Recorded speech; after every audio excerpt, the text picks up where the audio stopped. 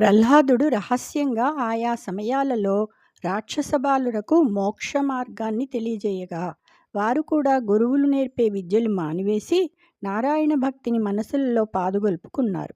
అది తెలిసి శుక్రాచార్యుని కొడుకు వారు ఏకాంతంలో ఉండే ఉద్దేశం గ్రహించి భయపడి వచ్చి ఇంద్రుని శత్రువైన హిరణ్యకశిపునితో ఇలా అన్నాడు: రక్షోబాలురనెల్ల నీ కొడుకు చేరంజీరి లోలోన నా శిక్షా మార్గములెల్ల కల్లలని ఆక్షేపించి తానందరన్ మోక్షాయత్తుల చేసినాడు మనకున్మోసంబు వాటిల్లే నీ దక్షత్వంబున జక్కజేయవలయున్ దైతేయ వంశాగ్రణీ.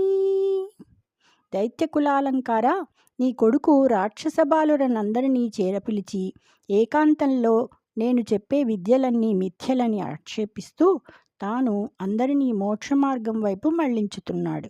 మనకు మోసం వాటిల్లింది. ఇక నీవే నీ నేర్పుతో చక్కదిద్దాలి. జై శ్రీకృష్ణ.